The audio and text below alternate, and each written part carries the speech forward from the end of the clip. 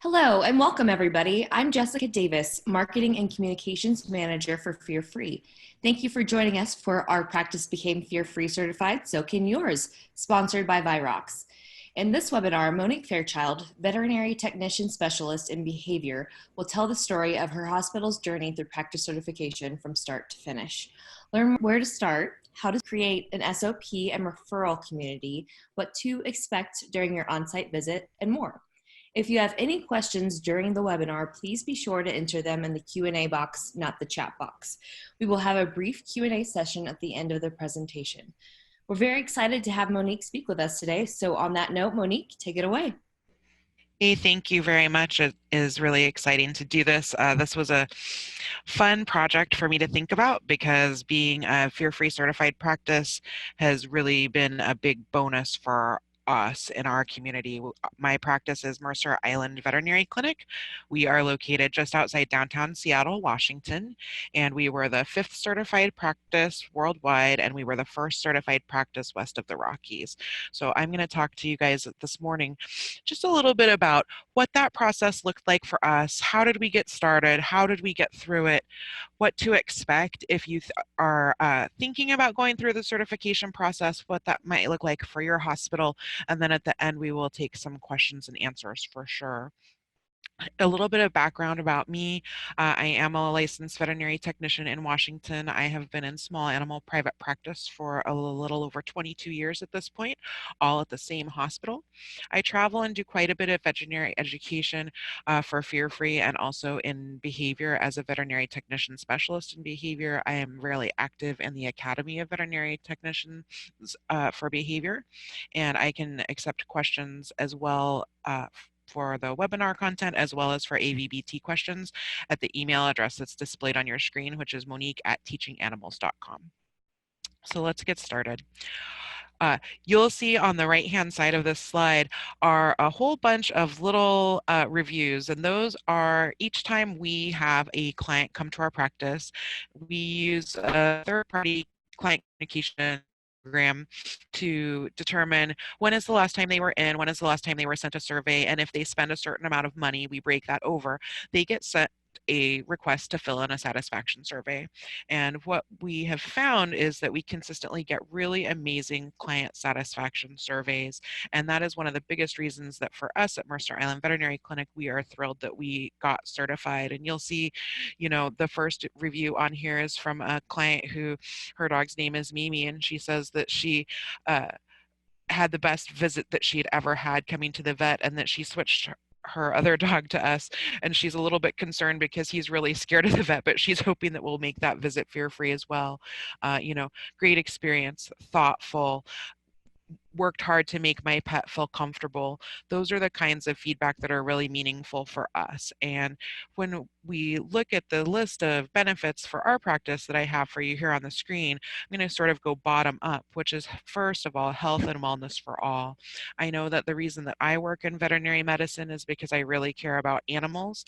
And I want to be able to protect their physical well-being and relieve and prevent suffering. And also I want to be able to relieve and prevent emotional suffering. I feel pretty strongly that that we should protect the emotional welfare of team members as well. And so for us, when I say health and wellness for all, I think that practicing in a fear-free way, and especially being in a fear-free certified practice where your entire practice culture is really consistent and everybody is welcomed and encouraged, and actually it's insisted on that they practice in a fear-free way and protect the emotional welfare of all of our patients, it has the side benefit of protecting the emotional welfare of our team. It reduces the conflict that sometimes people encounter when they feel like maybe there are only 1 or 2 people who are certified, or maybe that the rest of the team doesn't feel the same way that they do. One of the great things about fear-free certified practice and going through the practice certification process for us was really confirming that we had a unity of mission and that we could fulfill our vocation as veterinary professionals. You might hear some lovely beeping and whistling in the background. That is my African gray Stanley. He is hilarious and he really likes to help with webinars and podcasts. So hopefully you will find him amusing as I do while I'm going through this process in my living room. But our vocation as veterinary professionals is to be able to help our patients in every way we possibly can while also staying healthy ourselves. And I feel very comfortable that my team is safe while they're providing fear-free care for our patients, and that my patients are safe as well. When I have a team that is able to have good emotional health and they are able to feel like they're in a really connected environment where the clinic culture is super consistent and they are provide care that is of a high quality while staying safe themselves and protecting the safety of the patient, they're going to have increased job satisfaction. And I will say that our hospital turnover is incredibly low. If I hire a technician, or if I fill like an empty spot once every 2 to 5 years is average for our hospital. We have 15 employees, so we are small. We are a 3-doctor practice, but our turnover is incredibly low. And I think part of that is because job satisfaction is high. And I think some of our job satisfaction being high is because of our fear-free certification. So the question that I often get when I'm talking about fear-free certification to other practices is, well, that's nice, but what about me? Like, that's nice, but what about our practice? And so I have a list here of things that you are going to need if you're thinking about being certified, and it's things that we needed that we found really helpful to us during our process. The first thing is that the whole team really needs to be on board with fear-free. Fear-free practice certification is not going to work for your practice if you only have a few people who have embraced fear-free, or if fear-free is a super new concept for your team. You will need a fear-free advocate or a fear-free champion to coordinate this process in your hospital. In larger hospitals, this is probably going to need to be even a team of several people who are champions or advocates who are able to coordinate this process from start to finish. I will say that fear-free medicine and practicing fear-free medicine, it takes rehearsal, it takes experience, it takes time. And my suggestion would be to make sure that the practice is really comfortable overall with fear-free medicine before really taking that next step and considering practice certification. Pardon me. Fear-free is here to support people and during their practice certification journey. And I will say for us, Rachel Abrams, who is the practice certification veterinarian for Fear-free, she really held our hand and she was there for us every step of the way to make sure that we knew everything we needed to know, that we had all the information that was necessary, that we got our questions answered, and that we also were held accountable for following up on the Fear-free schedule as well to make sure that we got through the process properly. So for us, I am a VTS in behavior. I have been for quite some time, and our practice adopted low stress handling a number of years ago. So I feel really we didn't have to do a ton of for buy-in in our specific practice.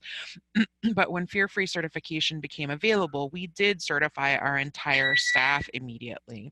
So we chose in our practice to certify 100% of our doctors and 100% of our support staff, since everyone was already on board with low stress handling and everyone was already on board with the idea that the emotional health of our patients was important.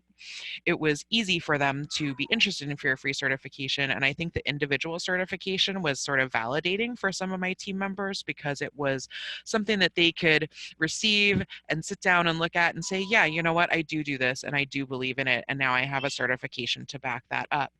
We found that when we started putting our individual fear-free certification on our website bios, through Facebook. We promoted it with local media. And even when we were certified just at the individual level for each person in our hospital, we started having some pretty cool results, especially on the client side. We had clients who were finding us just because we had fear-free certified professionals. We had clients who were getting referred by other clients based on our Facebook postings and our other social media push. We had clients who were communicating by word of mouth with their friends and neighbors after we sent out our newsletter explaining what fear-free individual certification was and that we had taken the time to certify our entire team. So for us, it was not a huge step because we had already been practicing this way, but the individual fear-free certification for 100% of our staff was sort of our first movement in the journey of fear-free certification.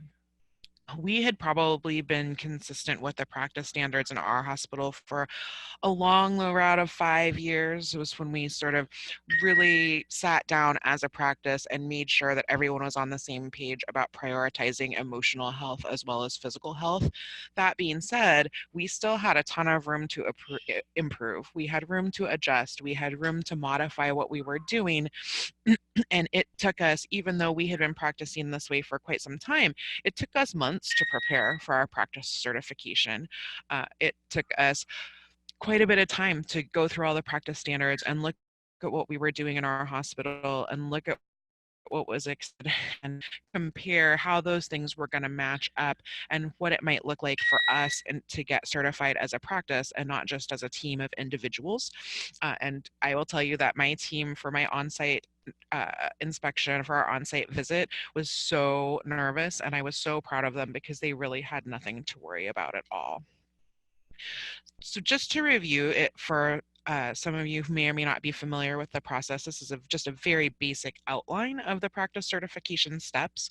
The first step is to apply for certification, and that is done through the dashboard of your Fear Free Pets account. You have to be logged in to do so, and within 2 days, Fear Free will review that application and get back to you with a response. If the application is accepted, you need to register, and after registration, where you pay a deposit, you have 90 days to complete the self-assessment. Because the self-assessment is very detailed, I would encourage you to have a look in advance at all the practice standards and apply and register when you truly feel like you're going to be ready to move forward and make strides towards certification. It is a little bit different. There are some other industry certifications where the self-assessment period is open-ended. That is not the case with this particular certification. So make sure that you're aware that there is a finite stop point on that. The self-assessment is all online. It is through your Fear Free Pets account in the practice certification dashboard. And it goes through all of the practice standards, and you can tick off where you are in the process. Yes, the standard applies to me. No, it doesn't apply to me. And some of the standards are sort of multiple choice. And we'll look at a few of those examples here this morning to show you what I mean when I say multiple choice.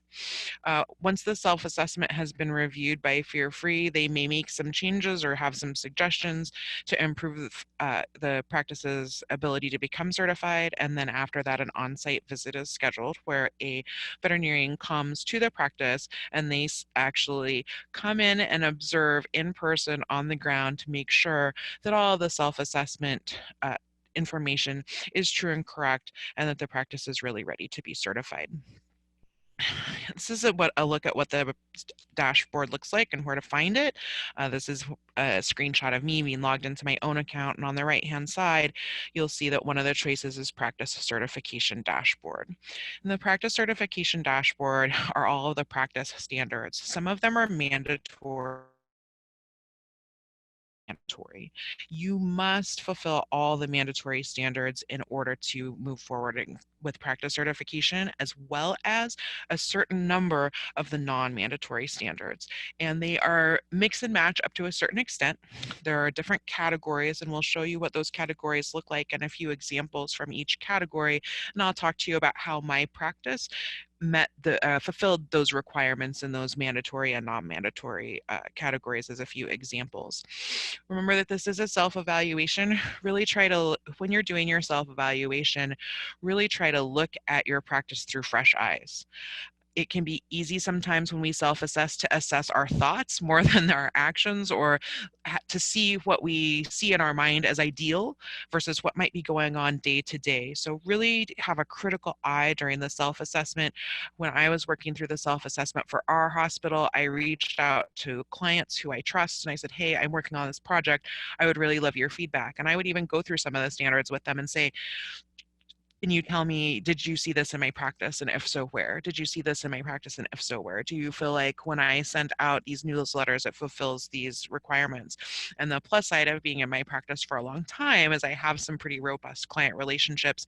And it did open my eyes to some things that I saw in my head that I thought were pretty awesome, but the message wasn't necessarily getting through to the client. And the most important thing with Fear Free or any kind of medical practice or medical recommendation is that it actually is getting through to the client. And that client feedback really helped me to fine tune some of the education and practice standards that we and our SOPs that we were working with within our hospital to make sure that not only were we doing things in a way that worked for us, but we were doing things in a way that was actually effective in messaging for the clients, especially surrounding our clinic mission and our core values and providing a unified vision to the client. I think that that was probably the pardon me, that was something that led to some pretty intense discussions and meetings on our team, is assuring that every practitioner was able to provide the same level of fear-free experience, or at least meet the fear-free minimum experience for every patient, because different practitioners have different styles. And we all know, any of us who are technicians, at least if you have 5 doctors, they certainly have 5 different ways to achieve the same goal. They might have 5 different ways they want their surgery pack packed, or they might have 5 different ways they want their gown wrapped, or 5 different ways they want vaccines explained. But it's really important for fear-free practice certification that we got all on the same page about the kind of experience we wanted to provide. The nuts and bolts and details are going to vary from veterinarian to veterinarian, but that unity of vision about protecting emotional welfare really needed to be in place for us to move forward. So this is an example of what the practice certification dashboard looks like, and it just explains that when you go through your self-assessment, there are progress bars, and each bar will tell you if you're in a passing or passing step. It will You do not have to have 100% in every category to pass. Different categories have different passing percentages. It is not required that you get 100% in every single category. And I don't think any practice really could get 100% in every single category. That would be an intense amount of work and also just totally amazing. So let's get a little bit more familiar with the practice standards. There are mandatory standards in 7 categories, and those mandatory standards absolutely have to be satisfied in order for a practice to move forward. Mandatory standards are not up for discussion, but Fear Free can assist practices in figuring out how to meet those standards if there are questions about whether the mandatory standards are presently met or what that might look like at the individual practice level. This is not a cookie cutter situation where Fear Free expects every practice to look identical. It is a situation where you're trying to help others do their best to become the best practice that they possibly can be. So for instance, I gave you the first set of mandatory standards. Mandatory standard number 1, a licensed veterinarian approves and supervises all patient care. Some people look at that and laugh. That's not true in every practice. So truly, we start from the bottom up to make sure this practice certification makes sense and that it ticks every box. All patients are cared for in a humane manner by hospital team members. Restraint and stabilization of any patient that could be painful or cause emotional distress is prohibited. The use of physical punishment or force and anger or frustration is unacceptable. I know that there are many veterinary practitioners out there who tell me stories about things that they've seen in practice or things that they have been seen animals be subjected to in practice, and these mandatory standards exist to prevent any of those stories being generated in a fear-free certified practice. Client education is another category where there are mandatory standards, and I'll talk to you a little bit about how we satisfied some of these standards in my particular practice. This particular one says the care and FAS to all clients when visiting the practice, and the client education material must include at least 3 of the following. This is an example of what I was talking about with things that are multiple choice. There are a whole bunch of boxes here, but only a minimum of 3 need to be fulfilled in order to move on. So in our particular practice, you know, the examples they have here are a client brochure, promo video, poster, FAS spectrum, the body language and signs of FAS, seasonal infographics, other toolbox items, or if there are practice-made items, meaning items that have been generated from within your practice to promote Fear Free that are not from the toolbox or not provided by Fear Free. In our practice, some of the things that we did to fulfill this particular standard is we do have the FAS spectrum, which you can download from the toolbox, and we have the feline version and the canine version. It's framed in every room, and clients get to see that, and we actually refer to that during every exam because every patient gets an FAS score or sliding scale of scores depending on what it is that we are doing with that particular patient at the moment. And it gets recorded in the medical record, and all of our clients actually get a copy of their medical record in PDF form the next day, including their FAS score, an explanation of their FAS score, explanation of how we responded to that, and part of the emotional record. So that's another way that we can satisfy that. We do keep the A Better Way Fear-Free Trifle brochures in our exam rooms as well. Those are available through the Fear-Free store online in your Fear-Free Pets account. We use pheromones in each of our exam rooms. We use the plugins. Just a reminder that you can use the Feel Away product and the Adaptable product in the same room. They do not cancel each other out. Pheromone receptors are species specific. So we have both in each of our exam rooms. And then next to where the pheromones are displayed, we have education about why we have pheromones in the room and how we are trying to use that product to decrease the animal's FAS score while they are in the clinic. We also keep some of the fear-free handouts in our exam rooms so that when we are prescribing or when we are recommending, we can just grab those. So if we're prescribing oral medications, we have the How to Give Oral Medications handout that's generated by Fear Free right in the exam room. Clients can browse those while they're waiting, or we can pull them out and hand them to them. We also have the How to Give Treatments handout right in our exam room. And those are really great. And again, those are other ways that you can fulfill this particular standard. We also use acoustic therapy. We use we use music that is specifically designed for animals in our exam rooms, and we have an educational display card that's next to the speaker that plays the music that explains why we chose that music and that it is for the purpose of decreasing FAS in the patient while they're in the hospital. Facility standards, here are a couple of examples for how our practice satisfied some of these facility standards. So 4.1, for instance, it says patients are provided a non-slip surface for procedures and handling, including but not limited to exams, sample collections, treatments, imaging, anesthesia prep, bathing, and grooming. In the picture, you will see an example where an extremely cute dog that might live at my house is lying on the scale in our lobby. The flooring that you see is actually luxury vinyl plank, and the friction coefficient of that flooring is high enough that it actually counts as a non-slip surface for fear-free practice certification. So for us, all of our lobby, all of our exam rooms, our scale, which you can see is countersunk into the floor. So the surface of the scale is actually flush with the floor, and you can see the little cutout outline of where the margins of all of that is.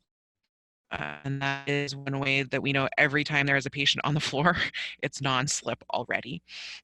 We also do provide yoga mats and rubber mats in every exam room, as well as towels, and they can be moved from the floor to the table or the table to the floor accordingly. And that is one of the other ways that we satisfied the non-slip surface requirement. We also place non-slip surfaces inside our kennels. We use yoga mats, generally for us, covered by a towel or blanket. That prevents the towel or blanket from sliding around inside the kennel, and that satisfies the non-slip surfaces requirement. When we look at the says practice provides at least 2 of the following: outdoor exam space, platform for cat carriers, SOP for reducing FAS at the scale, etc. You'll see this particular picture shows a couple of examples of that. So is associated with the scale. You can see that there is a pheromone diffuser plugged in with a pheromone education card present, and our SOP we have surrounding this is about making a treat trail to the scale and where team members should best position themselves to assist the client and patient in getting a fear-free body weight. So while we don't have in our practice, we don't have an outdoor exam space for dogs. We're located in an urban area, and it's not safe for us to do outdoor exams. And we pardon me, we don't have, for instance, outdoor views from the exam room for cats because we're in an interior suite in a building that we share with other businesses. So putting in windows is not feasible for us, but we did not have to remodel our practice to meet these standards because you do not have to fulfill every single one. The practice standards about culture, training, and leadership, I think that these are some of the most important ones to develop a successful fear-free practice. Certification or no certification, having a culture and having a leadership team that really embraces fear-free is the most important thing moving forward to have a successful fear-free practice. You'll see that it says considered approach, general control, and touch gradient are employed by all team members during all client-patient interactions. If during a procedure a rise in FAS is noted due to a team member's abilities, then FAS reduction is achieved by getting the most skilled team member for that particular job, this kind of thing. And you'll see that this particular standard really meshes with the SOPs, the standard operating procedures or standard operating protocols that each practice will need to develop as part of their fear-free certification journey. So here is a picture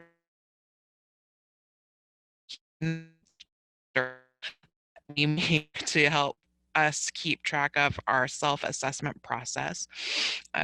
SOPs are a big project. It's a big part of the certification process is devising the hospital's SOPs, making sure that they are feasible for the hospital, that they also meet all of the practice standards, and that everyone is actually doing them. Because remember that on-site visit is coming later, and during the on-site visit, that's an opportunity for them to sort of check up and make sure that the SOPs aren't just something that's on paper, but they're something that's really in action within the hospital. And for some hospitals, I think the SOPs feel really overwhelming at first.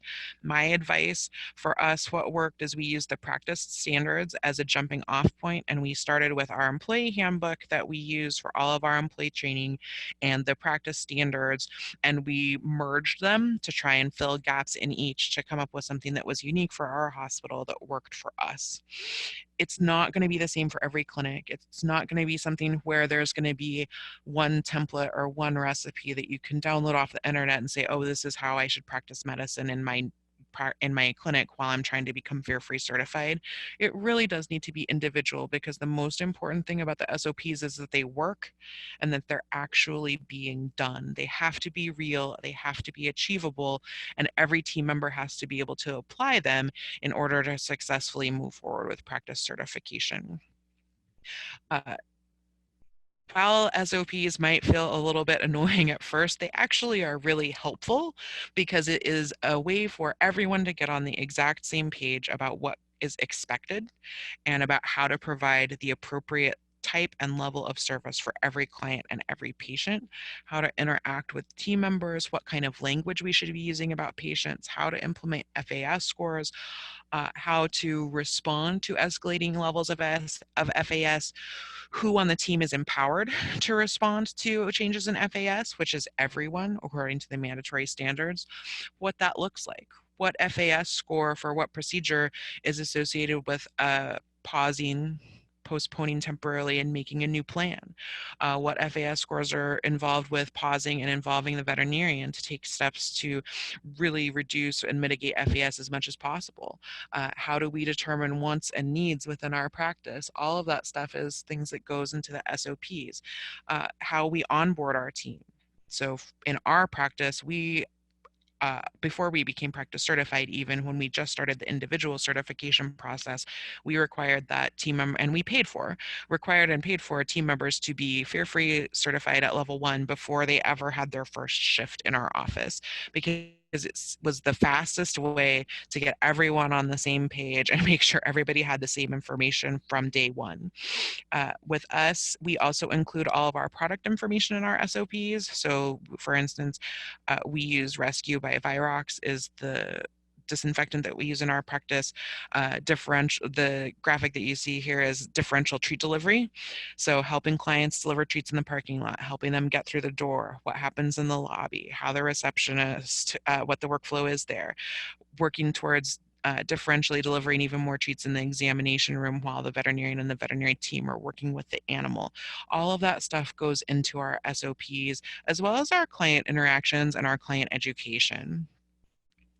For us, we started that process of hammering out our SOPs through a series of team meetings and memos. Team meetings are hard. It can be tough sometimes to get everybody in the same place, same time where care doesn't override what feels like an unneeded meeting. I am very sympathetic to balancing the needs of patient care that is immediate and imminent and meetings about things that are happening in the future. And for that reason, we did a combination of meetings and memos. And when I say memos, I mean extended group emails or group messages within our practice management software so that we could get on the same page without necessarily meeting in person.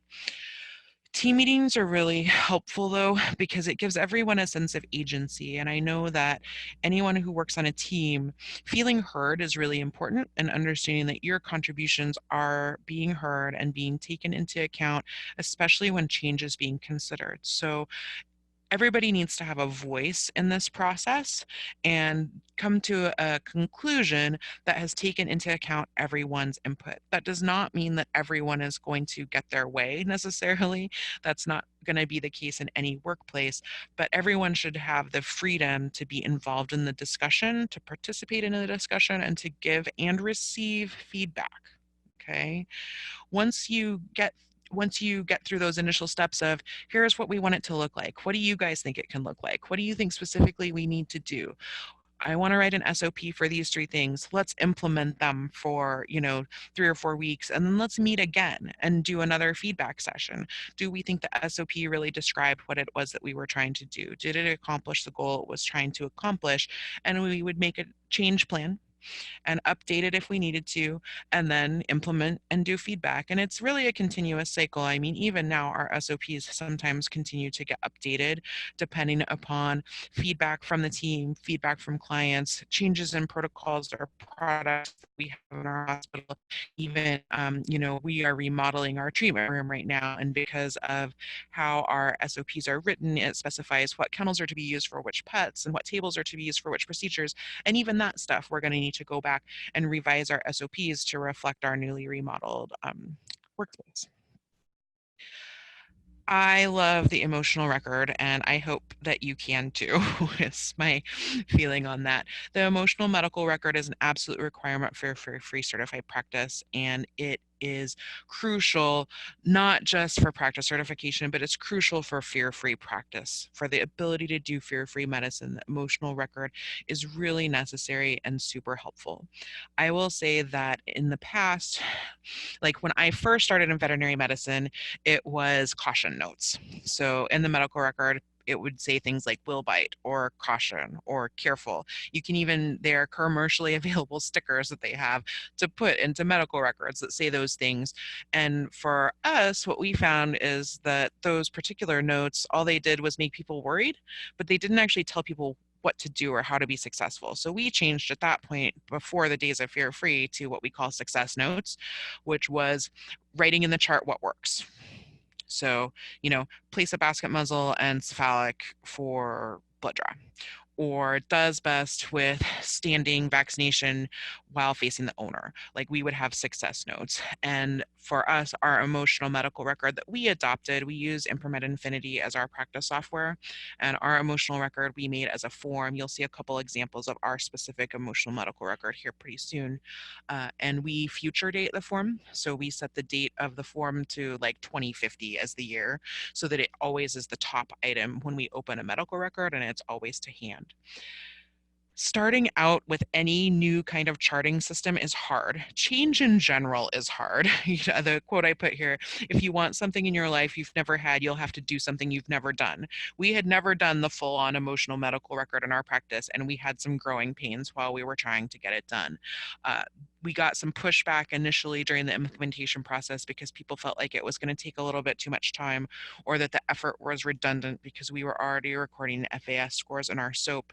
And it took some time to form that habit. And for our practice, what we did was we put in an accountability loop. So our CSRs, every day they go through and already were auditing medical records. So each medical record that goes through our hands in a day, the next day it gets audited by our CSRs, and they make sure, is the thing that the person came in for, did it get addressed? Was the presenting complaint included? Were the charges appropriate? Are all the medications and drug doses included? Is the client education link included and correct? And does it work? Can we make sure we're sending out any information that we need to send? Did the lab work forms work? Like, all of that quality control audit was already in place for other topics. So we added a quality control audit for the emotional medical record. And if the emotional medical record was not filled in, it got kicked back into our messaging system for the people who worked with that patient on that day. And uh, once that audit step got added, and people work on the same chart twice, really rapidly people started remembering to do it the first time. Interestingly, now that we're a couple years down the road of the emotional medical record, I found that the opposite kind of completing exists for our practice. So if there is not an emotional medical record, or if the emotional medical record is lacking information that someone wants, that is very annoying. They're like, oh my gosh, how am I supposed to know what this patient likes because the emotional medical record hasn't been filled in yet, or we haven't seen them before. So something that initially for our practice felt like a really big point of pushback, which was full implementation of emotional medical records for every patient, every bit, turned into this magical thing that everybody is really excited that we have. It allows us to look back and all in one place easily track all the success notes and preferences for that one particular patient, and it speeds up our future visits. So we take a little bit of extra time when we fill in the medical record, but it shortens the next visit because we already have all of that emotional information to make the visit more successful and more prompt in the future. Here are a couple of examples of emotional records and success notes from a particular practice. And you will see on the left-hand side is one that is for a dog named Bella. It has in our alert section, if they need a PVP, we list that. If they have arrival needs, like if they need to be the only patient that's in the lobby, or if they call from outside, or if they need to enter through a separate door, if they have special kenneling requirements, like if there are only certain kennels where the animal can stay, or if they can't stay, if they need to just have the owner stay with them the whole time and we can't schedule them for drop-offs. If they have a preferred provider, that is where that information goes. We use treat and distraction preference. It will have the kinds of treats the animal likes, if they like particular kinds of stroking, if they like a particular toy, if they like to do the zoom groom over their tail base or whatever it is, treat and distraction preferences go there. And then location preference, where that animal really likes to work and where they like to be. We, for each particular visit, have the day of the visit and the highest FAS score on that particular day. And then we note out how it might fluctuate over time. So it might say 0 to 1 for the initial greeting and in general, but for instance, on the right-hand side, there is a dog, it says has back pain, sensitive neck, history of an FCE, etc. That's a dog that used to belong to me. And the first entry you'll see there for us, we wrote FAS of 3 because that was her highest score that day.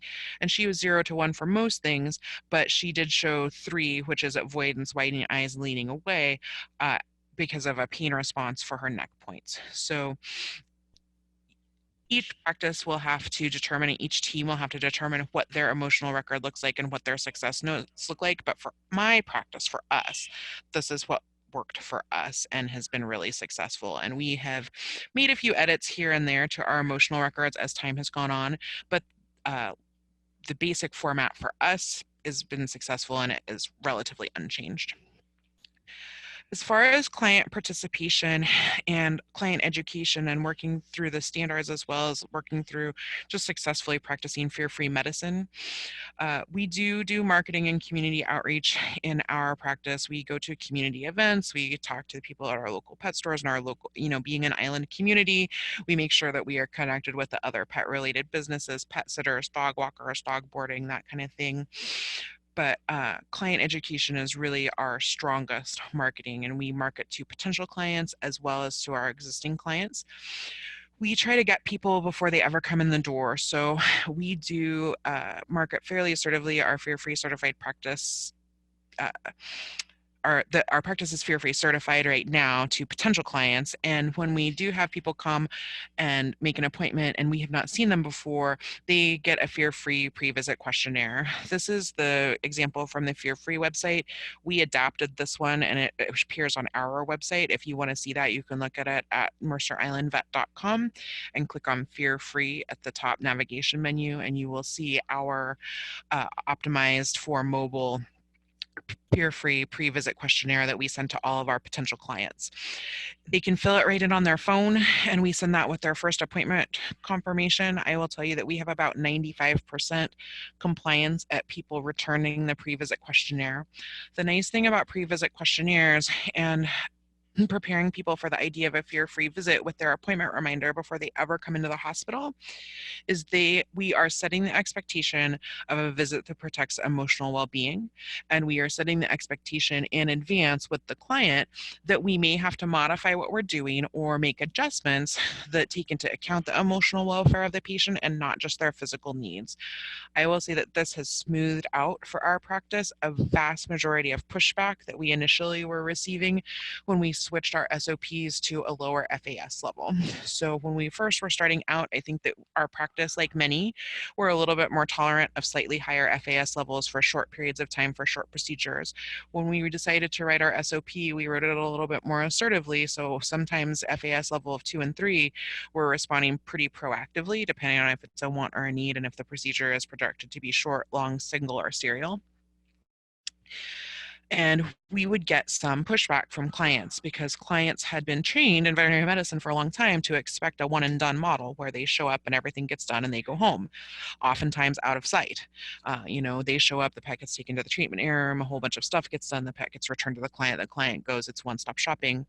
And when we started working in front of the client and responding to FAS levels, especially if it's a patient that had been treated successfully in the eyes of the client before and had not had things like PVPs or a handling plan change recommended, there could be pushback. And so what we found is implementing fear-free pre-visit questionnaires and doing pre-visit client education via our email appointment reminders really decreased the amount of pushback because clients were expecting us to respond to those things before they ever walked in the door. So those are some examples of how our practice satisfied some of the mandatory and optional standards, what some of those look like, what multiple choice means when I'm saying some of the standards are multiple choice. And this is what the sliders look like for my particular practice. The self-assessment stage helps you determine what are my really strong areas. Are there places that I have room to improve? Are there specific things that I may need to be able to do or change or update to be successful? Are there things that I should be asking Fear-Free about if they have suggestions? Are there things that I could be posting on the Fear-Free Facebook group about for ideas that other practices use to satisfy these practice standards? And each different category, you will have a different benchmark that is passing or not passing. You notice the top one that's listed here is mandatory standards. You have to have 100% of mandatory standards to be passing. We talked about that already. Please know that it is normal and usual for the initial self-assessment to show that you have room to grow. Ours did, everyone's does. It is a tool to use to know where to best focus your effort on how to achieve an important goal. It is not a test that says you're doing a bad job or you're doing a good job. That's not what the self-assessment is about. It is a tool that you can use to identify where your effort should be directed to achieve your goal. And I feel like it was a really helpful tool for our practice to get us on the road. And with it being a self-assessment, the nice thing is that it's relatively low pressure because you get to look at it by yourself at first, then you can look at it with some team members and you can expand that gradually. It's not like a pop quiz where you're up on stage and being judged, oh, you didn't do this one, oh, you didn't do this one. It's not like that at all. It can be really comfortable for you if you set it up in a way that works for you. So once you get through the self-assessment, review and Fear-Free agrees that you're ready, the on-site visit gets scheduled. And for the on-site visit, my team was so nervous. I think because we had worked so hard to get where we were going, and it had been so much effort and so much careful preparation, and everybody worries that the unpredictable or unknown will happen when you're taking a test, basically. But for the on-site visit, what happens is there are veterinarians who are trained to conduct on-site visits. They come out, they have the list of standards, and they go from start to finish, and they investigate, is this practice matching the standards? So for instance, they're sort of bridging the gap between forms and theory and what gets done every day. Their job, the certification veterinarian, their job during the on-site visit is to make sure that this practice looks like in person what it looks like on paper, or what it looks like on the internet, I should say, since this is all electronic paper that we fill out. But the on-site visit is crucial. The on-site visit makes sure that that practice really is ready, and that they really have the skills, and they are implementing those skills in a daily way that is relatively seamless, where they are ready to meet that high standard of practice certification. During the on-site visit, the practice certification veterinarian will go through and they'll review the SOPs. The SOPs are uploaded in advance during the self-assessment stage, and they're reviewed by the Fear-Free team. But the on-site inspection, the veterinarian will verify that they exist and everyone knows them. They'll review in-clinic documents if those clinic documents are applicable and need to be reviewed. They will review medical records and make sure that the medical records each has an emotional record and that it's been filled in completely, that every animal has a pain score assigned, that if the FAS score that's listed is above what the SOP states or what is recommended by Fear-Free, that action was taken to mitigate the animal's FAS as is required in the mandatory, I want to say it's like the second mandatory standard that we talked about earlier in this presentation. So they will go through and review that there's evidence that the record keeping is happening, and that there's evidence that their response to FAS is happening as well, not just in person, but also in the medical record. They will like to talk to all the available staff. They'll do Q&A, they'll do observation, they'll watch these people at work, and they'll talk with them when there's opportunity in between work tasks. Sometimes I will say during our on-site visit, there was a little bit of Q&A with clients because we were seeing appointments during that time, and the practice certification veterinarian was accompanying during appointments so that they could directly observe what our appointment workflow looked like and what the patient care looked like. And that naturally led to a little bit of conversation between our clients and the practice certification veterinarian as well. And that was a really organic process, and it was very effective and helpful for us. The practice certification veterinarian is there to make observations, but that person does not make a decision. So for us, I think that the team was really excited to try and convince the practice certification veterinarian that we were really trying hard and really doing a good job. And the practice certification veterinarian's job is to come and make observations and check them against the requirements of what they've been asked to inspect, but it is not their job to make decisions about what is expected as far as pass or no pass for practice certification. So please keep that in mind. For a record review, you need and go through the medical record. Every piece of software is different. Every clinic customizes their electronic medical records or paper medical records slightly differently. So they sort of need a concierge to help them go through all of the medical records and to check for optional standards and verify the mandatory standards are met. So we devoted a concierge to our practice certification veterinarian throughout their certification visit to make sure that they could find everything they needed to find. We could guide them as needed, answer questions as needed, and then they were not having to pop in and out of exam rooms or search through the practice to try and get someone to help them. We made sure that they had someone that we devoted to them to be their assistant for the day. During the on-site visit, they will also be looking at all your inpatient procedures and housing. So it's not just what the CSRs are saying and what the medical records look like, but they will also be looking at how the animals are housed. This particular example is just one of the cat hiding products that I think is very adorable. They're called Cat Castle. But they will want to see anybody who's hospitalized and boarding. If there is no one hospitalized or boarding, they suggested that we set up kennels so that it is what they look like when there is an animal present, and that is what our practice had to do for our certification certification visit, we do not, we avoid hospitalizing patients just for the sake of hanging on to them during the day, because we feel like a lot of the time it increases FAS. So on that particular day, we did not have inpatient procedures scheduled. And so we set up our housing to simulate what it would be if there wasn't a patient in there for the housing units that did not have patients on that particular. During the on-site visit, the certification veterinarian for our particular visit, she just sat in the lobby for a little while to listen to how the CSRs interacted with clients, interacted with patients, and interacted with people on the phone. It was very unobtrusive. It was very easy and low stress for our team. It was super low stress for the clients and patients. Truly, it did not have a significant impact, but it allowed them to make those important observations, pardon me, to determine if we were meeting the standards as we said that we were. As I mentioned earlier, our on-site certification veterinarian did accompany us during visits.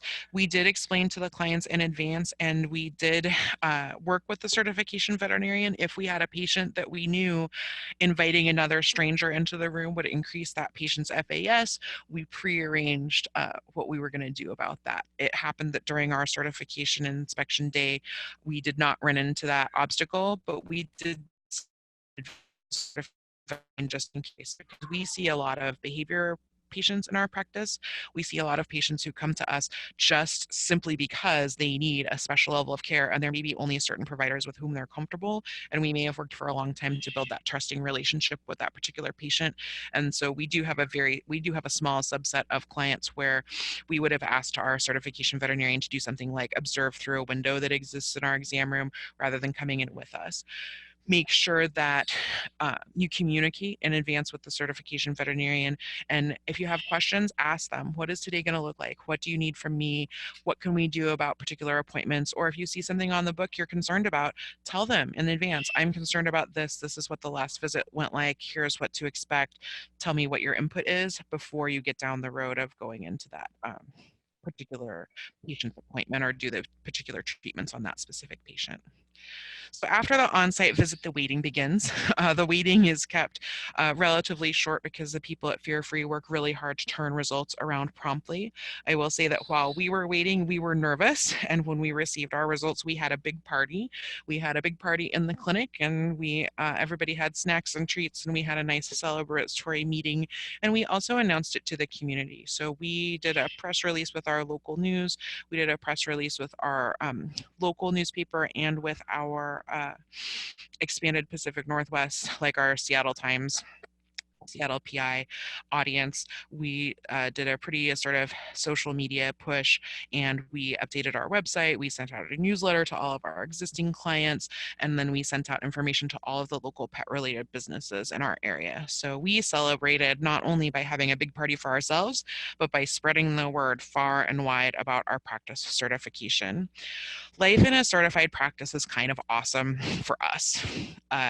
Being able to go to work every day and know that everybody shares this sort of unity of mission. Everybody has the same expectation about the quality of care, both physical and emotional, that we provide for every patient, and not having to worry about conflict with other members of the team over what practice should look like. And that is one of the big things that certified practice has done for us, is instead of unity of mission and unity of practice style being something that is just nice, it's a true standard to which we hold ourselves and to which we are actually held accountable as well by Fear Free, because our practice certification is contingent on us practicing medicine a certain way that really embraces protecting the emotional welfare of every patient and every client, and as well as of our team.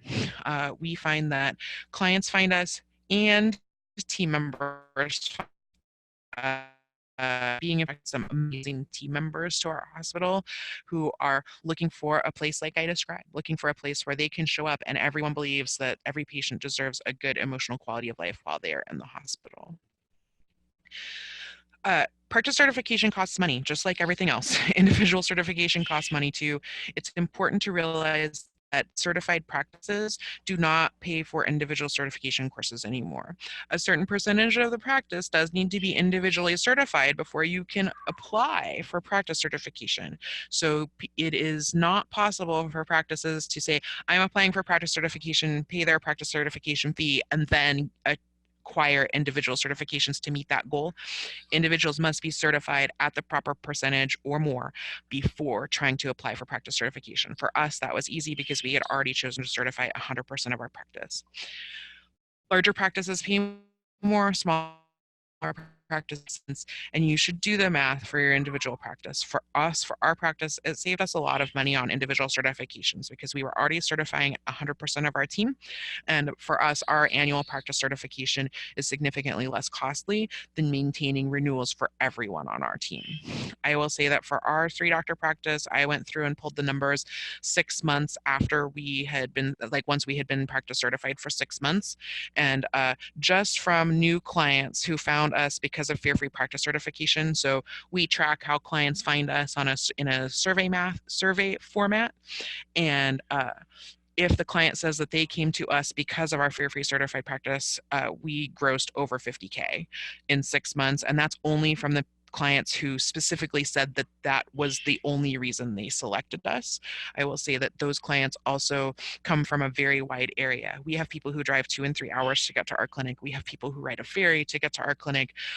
It is really pretty amazing. You know, pet owners are looking for this. Clients are looking for this. They want this level of service. And when they find it, they are extremely dedicated to us once they become clients. It may not be for you. It was for us. Our practice really worked hard and we really reap a ton of benefits from being practice certified. That doesn't mean that it's right for every single practice, or it might be a maybe. It might be this is right for us, but not right now. We're ready, we're thinking about it, but we're not quite ready to start right this minute. It's a long-term goal. It's not something that happens quickly. It's not something that's super fast. It's something that takes time, and it's important that the practice be really comfortable practicing this way for a little while before they try to achieve practice certification. Everyone needs to be on the same page, and there are practices of every size certified already. You know, we have practices as few as 5 team members and practices that have way over 100 team members that are practice certified. So it can happen at any size, small or large. Fear-free practice certification is a reality if the team is ready for it and if the practice is ready for it. So I really appreciate you guys taking the time this morning to listen to me talk to you about what practice certification looked like for my practice. You can see here I have a lovely picture for you of Stanley, who you may be able to hear whistling and talking through the entire webinar. And I am happy to accept questions at this time. So thank you.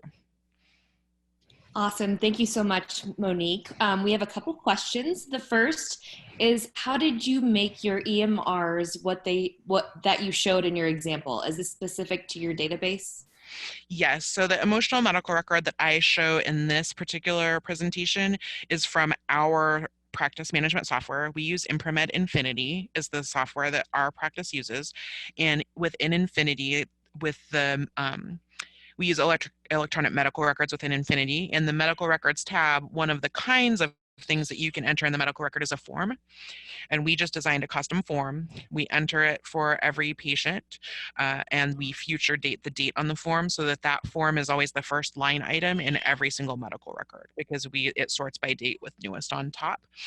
As far as other practice management software and the emotional medical record, if you don't use Impromed Infinity, on the Facebook group, we have had lots of discussion about successfully implementing the emotional medical record with lots of different kinds of software. And you can search for the keywords, the name of your software and emotional record, and you'll find suggestions. And if you don't find things there, you can also email customer service, wags@fearfreepets.com, and they can help with the search for how to get emotional medical record going in your specific software. Awesome. All right. Our next question. We are an 8-doctor small animal hospital and have appointments every 30 minutes. The struggle we have is getting the EMR done on each visit and having the CSR review with clients the EMR while on the phone scheduling appointments. Any tips on how to accomplish this? I always hear the excuses. How do you not get frustrated and make team members accountable to our fear-free vision? So to me, like the question, it really leads to another question because the second part of your question is how do you not get frustrated with everyone not having the same vision? And those are growing pains. There's going to be different strategies for change that are right for different practices. And part of it is knowing who you're talking to, knowing why, knowing what motivates them so you can help find a motivator that works for them, that's appealing to them, that will also help facilitate their individual desire to change. And then the first part of your question specifically about how did you QC on getting the emotional medical record filled out, you have to figure out a way that is time efficient so that what we're asking is like, we don't want it to be an enormous ask when we're trying to get people to fill in the emotional medical record. For us, we fill it into the SOP. So during every physical exam, we use templates for our physical exams in our electronic medical record, and one of those spots that's in the template is FAS score. And we just type it in really fast while we're filling in the medical record. And then as we're closing out records for the evening, we can just copy and paste that into the emotional medical record if it didn't get filled in during the appointment. I will say that for me, filling in the emotional record during the appointment is usually 30 seconds or less. It can be really fast if your templates for your SOAPs are really good, and if your emotional medical record is really easily accessible. It will be quick. If you have to if it's 2 or 3 clicks to get to it, that's really a barrier to compliance because it does feel like a burden when people have to take a lot of extra steps. So the more process of filling in the emotional medical record, the better. And then lastly, you were asking about CSRs and getting them to review the record when they are scheduling appointments. I will tell you that for us, again, we use Imprimed Infinity, and there is a function that's called patient alerts and client alerts. And when you open that patient's record, patient alerts and client alerts pop up over their record and alert you. We call them pop-ups. And you see that, and you actually have to click through to close it before you can get to the client information. If we have patients that have to have a PVP, or we have patients who are like FAS 4 and 5, and we know that there have been struggles in the past, we enter a pop-up as well, so that even if the CSR doesn't take the step that they should have been taking of looking at the EMR, they're still going to get alerted for our crucial patients who really, really need that extra help and that extra information for the CSR for scheduling. Awesome, thank you. And our last question is, will having a submit floor exclude us from practice certification? Can you say that one more time? It just broke up a little bit. Oh, yes. It says, will having a cement floor exclude us from having practice certification? So the best person to ask that question is actually Dr. Abrams. And I'm sure Jessica has her email address. I don't have it right in front of me. I am not qualified to answer questions about specific like facilities that will or will not pass. I will tell you that providing a non-slip surface available to the pet in housing, treatment, and any on the scale, anywhere where you're asking them to spend a significant amount of time is one of the mandatory standards. But it is not logistically feasible for every single surface in the building to be non-slip. And I'm sure that we can have Dr. Abrams can advise you about the specifics of how to meet that standard, even though your flooring is potentially slippery. Great. And yes, Dr. Abrams' email address is rachel.abrams@fearfreepets.com if you had any questions about practice certification. So thank you so much, Monique. Thank you, Virox, for sponsoring us. And thank you, everyone, for joining the webinar today. You'll be able to find the recording of this webinar on fearfreepets.com within the next week or two. Thanks again, and have a great weekend.